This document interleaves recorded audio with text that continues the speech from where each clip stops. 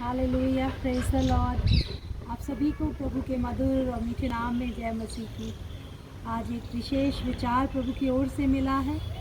आपको मालूम है, अगर हम जेनेसिस उत्पत्ति की पुस्तक में जाते हैं, पढ़ते हैं, तो वहाँ हम देखते हैं कि आदम हवा को जब प्रभु ने सृजा है तो एक अदन की वाटिका में रखा है।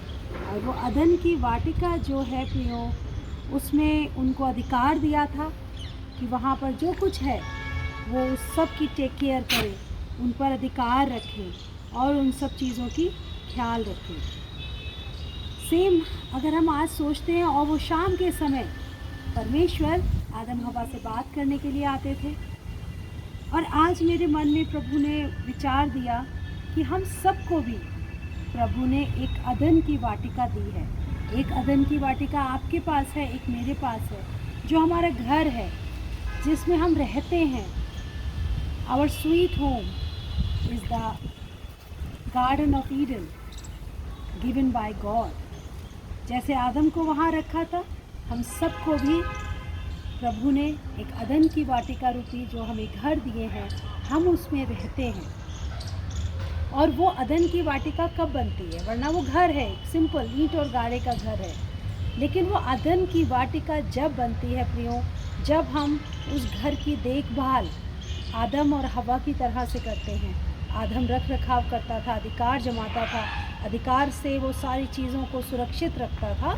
और ऐसे ही शाम के सुंदर समय में, ठंडे समय में, दिन के ठंडे पहर में परमेश्वर जब आदम से बात करने को आते थे, ऐसे ही प्रियो यदि आज हमारे घर में ठंडे समय में, वो प्रातः का हो चाहे संध्या का हो, परमेश्वर पिता आपको लगता है कि आपसे बात करते हैं, आप उनसे बात कर पाते हैं, आप उनकी आवाज़ सुन पाते हैं। अगर आज प्रियो हमारे घर में परमेश्वर आते हैं और हमसे बात करते हैं वचन के द्वारा, तो हम मान सकते हैं कि हमारा घर एक वो अदन की वाटिका है।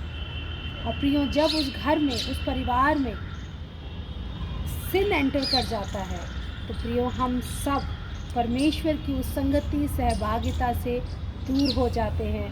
जो पिता में उस संगति और सहभागिता से आदम और हव्वा दूर हो गए थे, जब उन्होंने 3 प्रकार का वो पाप किया था। उस फल को देखा जो देखने में मनोहर था, खाने योग्य था, स्वादिष्ट था और बुद्धि देने के लिए सक्षम था। हम भी प्रियो इन 3 ही बातों में अक्सर घिर जाते हैं। हालेलुया। तो अपने घर को अदन की वाटिका यदि बनाना है, भरपूरी में रखना है, तो प्रियो आपको और हमको क्या करना होगा? परमेश्वर को आने का स्थान देना होगा। वो मार्ग अपने जीवन में पाप से रहित जीवन बिताना होगा। तो वो यीशु मसीह नासरी के सामर्थी नाम से आप सभी को जय मसीह की। हालेलुया।